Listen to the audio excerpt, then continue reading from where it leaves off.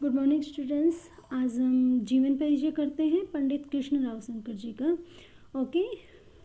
पंडित कृष्णराव शंकर जी का जन्म 26 जुलाई 1894 को दक्षिण ब्राह्मण परिवार में हुआ था। ठीक है, इनका जन्म कब हुआ था? 26 जुलाई 1894 को। ये एक ब्राह्मण परिवार से थे।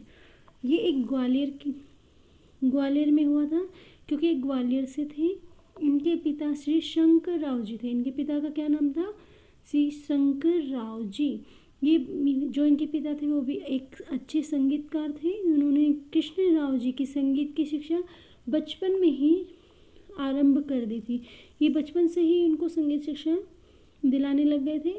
कुछ समय के बाद इनके पिताजी ने हद्दू खां और नत्थू खां जी से संगीत की शिक्षा दिलाई, जो कृष्णराव जी के गुरु रहे, प्रारंभिक गुरु, जिनसे शुरुआत में इन्होंने संगीत की शिक्षा ली, वो थे हद्दू खां और नत्थू खां जी थे।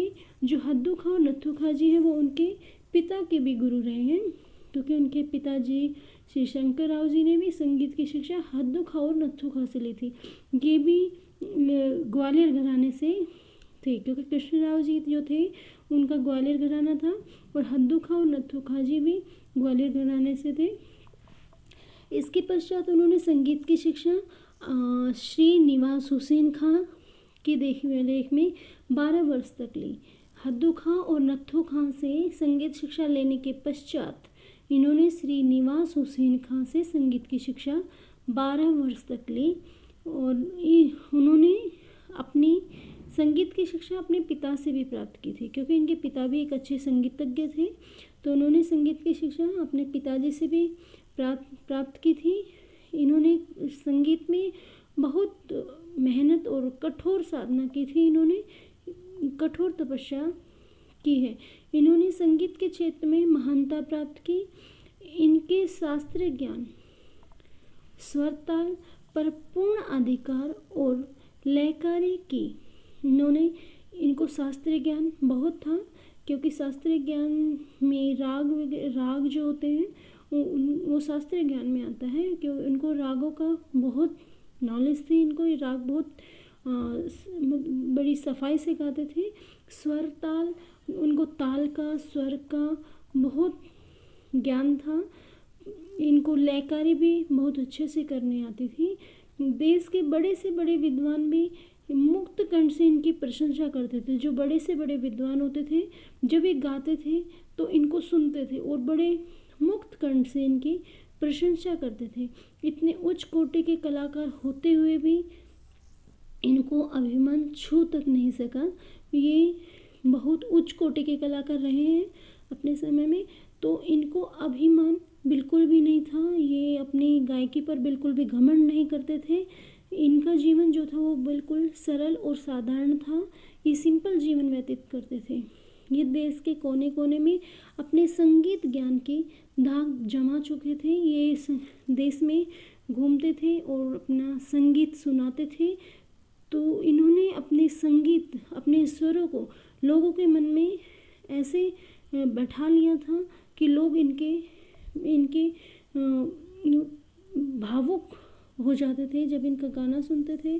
अपने संगीत ज्ञान की धाक जमा चुके थे। इनकी प्रसिद्धि सुनकर 1913 में जो इन्होंने संगीत में जो प्रसिद्धियाँ की, जो इनकी गायकी थी वो देश में प्रसिद्ध हुई।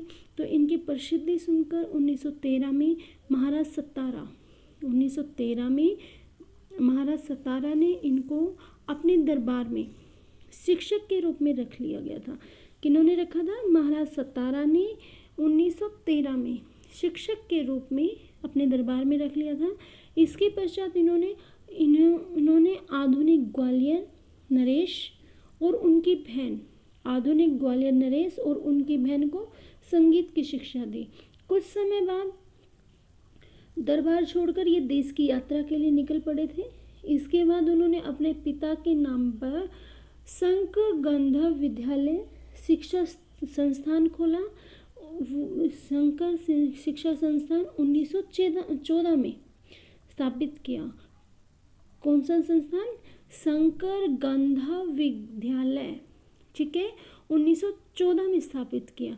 आज भी ये संस्था बहुत अच्छे कार्य कर रही है, यहाँ से बहुत अच्छे अच्छे कलाकार निकलते हैं। आज भी ये संस्था चल रही है। 1926 में फिर से दोबारा पंडित जी को आलिया कौशल की तरफ से ग्वालियर के दरबार में दरबारी नियुक्त कर लिया गया।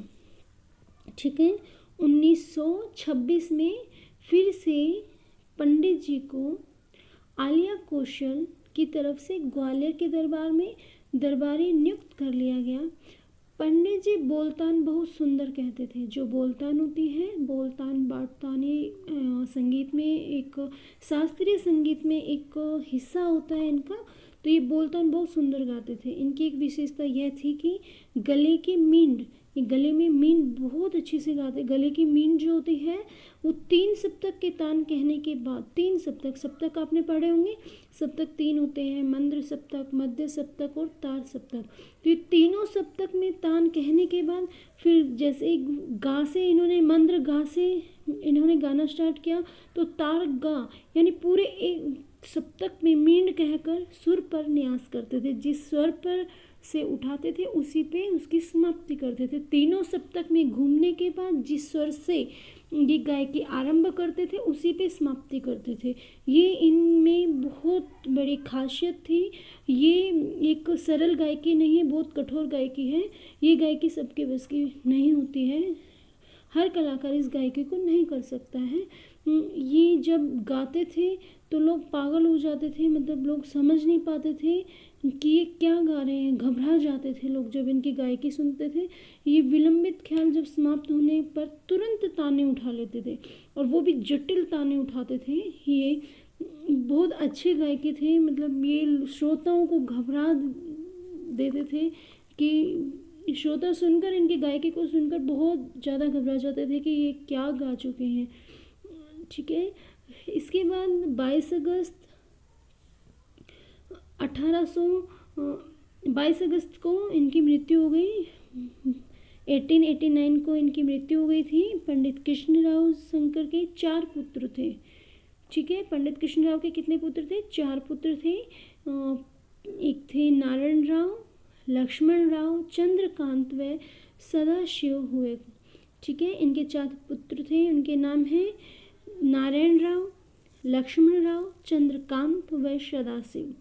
इनको संगीतोद्धारक सभा मुल्तान ने गायक शिरोमणि, अहमदाबाद विभाग ने गायन विशारद की उपाधि से विभूषित किया।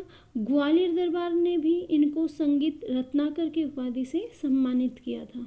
ठीक है बच्चे, अब हम इनके जो संगीत में योगदान रहे हैं उनके बारे में पढ़ते हैं।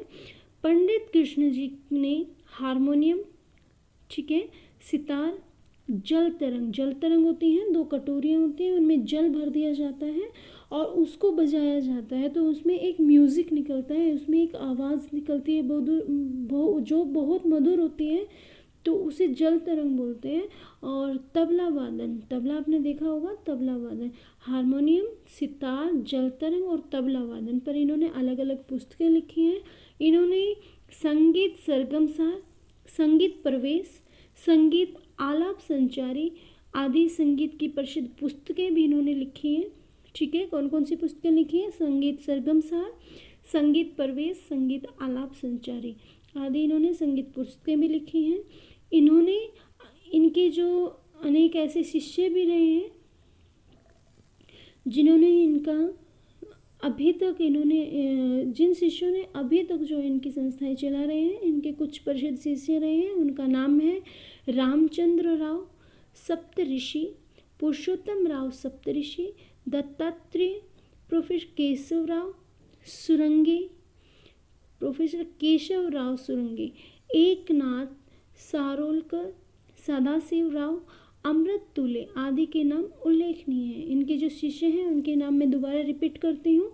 उनके नाम हैं रामचंद्र राव सप्तऋषि, पुरुषोत्तम राव सप्तऋषि, दत्तात्रेय, प्रोफेसर केशव राव सुरंगे, एकनाथ सारोलकर, सदाशिव राव, अमृत तुले आदि के नाम उल्लेखनीय हैं। ठीक है बच्चे, इसके बाद इनका योगदान रहा है 1973 में, 1973 में भारत सरकार ने पद्म भूषण की उपाधि से सम्मानित किया। 1947 में ग्वालियर महाराज ने संगीत अलंकार की उपाधि से सम्मानित किया। सन 1962 में खेरागढ़ विश्वविद्यालय ने पीएचडी की उपाधि से सम्मानित किया तथा 1980 में इनको तानसेन अवार्ड भी मिला। ये इनका जीवन परिचय था बच्चे। ठीक है,